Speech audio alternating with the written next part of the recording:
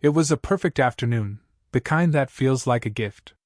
Sunlight poured through the oak trees, casting golden patches on the grass. The air carried hints of jasmine and fresh lawn clippings, and a soft breeze made the wind chimes hum. I sat on the porch swing, coffee mug in hand, watching my 10-year-old daughter, Lily, sprawled on the patio.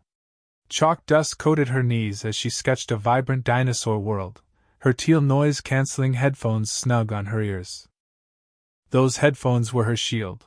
Her doctor said they calmed her sensory overload. Loud noises could unravel her, but with them on, she was in her universe, humming a tune about a T-Rex named Max who loved jelly donuts. Lily's focus was unbreakable, her smile faint but real. Then the gate clicked. Not loud, just sharp enough to cut through the calm. I glanced over, expecting a neighbor or delivery guy. Lily froze, her chalk hovering. Our dog, Buster, didn't bark, a red flag. He just stared at the gate, ears twitching, tail low. Two men strode in like they owned the place. Mid-30s wore crisp navy polos, khaki tactical pants, and combat boots. No names, logos, just plastic badges clipped to their belts and dark sunglasses hiding their eyes. I stood, heart picking up. The shorter one, with a buzz cut and a smirk, pointed at Lily. Violation of HOA auditory rules, he barked. Unapproved sound device in a shared space. No permit. I blinked, stunned. Excuse me? I said, keeping my voice steady. The taller one, broader and coiled like a spring, stepped closer, phone raised as if recording. Your kid's breaking regulations. We're confiscating the device. Before I could react, the taller man closed the gap to Lily in 3 strides. She looked up, eyes wide with fear. He ripped the headphones off her head with a single yank. Lily's scream pierced the air, not a child's cry, but a raw, shattering sound of panic. She curled into herself, hands clamped over her ears. The man loomed over her, still filming, his face blank behind those mirrored lenses. Put those back on her! I shouted, lunging forward. But a sound stopped me cold, a faint metallic creak from the garage. I knew that sound. It was Grandpa David, my father-in-law. He wasn't on the porch earlier. I thought he was inside, maybe tinkering with his old ham radio. But he'd heard Lily's scream. Now he stepped out, calm as a summer morning, wearing a stained flannel and work apron. In his hands was a sleek metal box, about 18 inches long, glinting in the sun. It wasn't a toolbox. David had built it decades ago in Rome for the Vatican, designed to contain sensitive items. I never asked what it did, and I never wanted to know. The taller man noticed David. Sir, this is an HOA matter. Stay back. David didn't speak.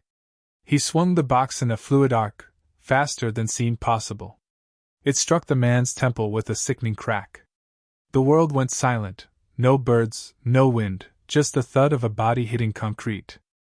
The man's phone skittered across the grass, his sunglasses flying off. He was out cold.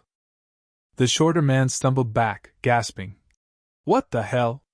David's eyes, cold and steady, locked onto him. He pointed the box toward the old shed in the yard's corner, gray, splintered, padlocked for years. Inside, David said, voice low. The man's mouth gaped, but when David raised the box an inch, he dropped his fake badge and shuffled to the shed like a man under a spell. He slipped inside, and David locked the door with a padlock that hadn't been touched in decades. David knelt by Lily, who was still sobbing, hands shaking. Sweetheart, did they hurt you? She nodded, tears streaking her face. They took my headphones, Grandpa. My ears hurt. David glanced at the crumpled ear pads, then at the unconscious man and the shed. His face didn't change, but I knew that look. Justice wasn't coming, it was here. By the time police arrived, the neighborhood was buzzing. A teen had filmed David's swing, the footage shaky but clear. Another caught Lily's scream. The clips hit the local Facebook group with the caption, Fake HOA thugs mess with the wrong family. Officer Jenkins, an old high school buddy, stepped out of the first cruiser. "You call this in?" he asked. I nodded. "One's out cold, one's in the shed." "David, stop them." Jenkins eyed David, who stood calmly, the box dangling from one hand. "And the girl?" "My daughter," I said. "They tore her headphones off. She's got sensory issues." Jenkins crouched by the unconscious man, checking his belt. "No ID, fake badge. These boots aren't even standard issue. Who the hell are these guys?" He glanced at the shed. "Can we open it?" David silently handed over a brass key. When the shed door creaked open, the second man stumbled out, sweating, eyes wild. "I was just enforcing visual compliance," he muttered, collapsing into an officer's grip. Jenkins approached David. "What did you hit him with?" David raised the box. "Modified container, Vatican patent, lockdown model. I had clearance until '98.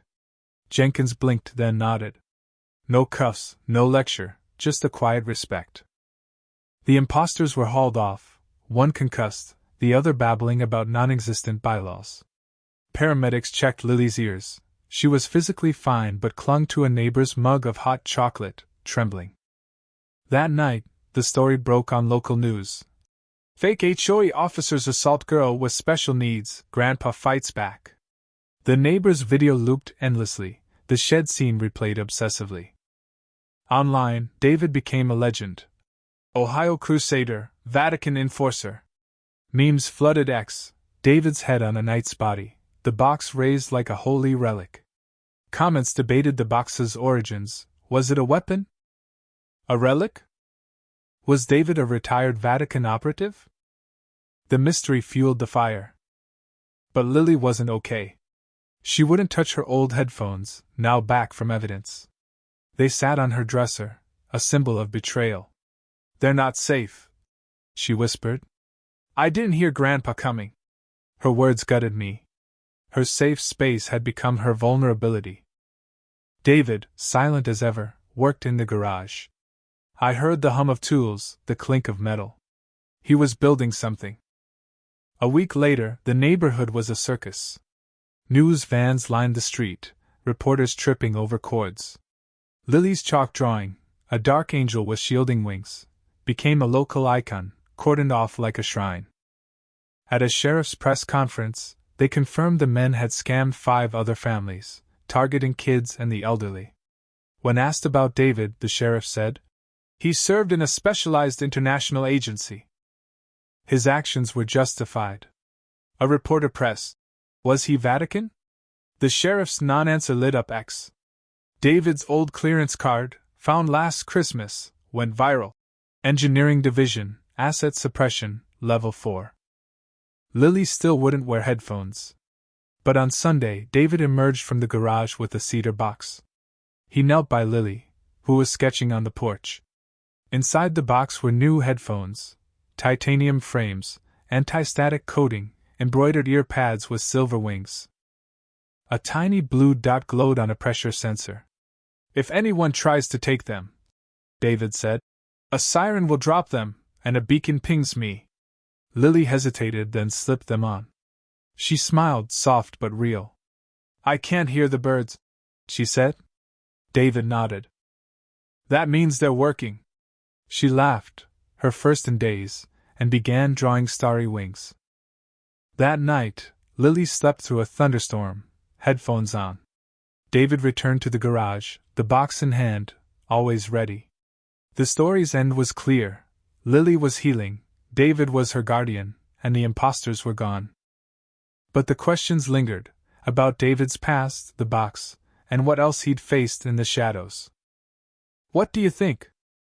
Was David a hero or a vigilante? Share your thoughts in the comments below, and let's dive into the ethics of his actions. How far would you go to protect your family? Hit that like button, subscribe, and let's keep the conversation going.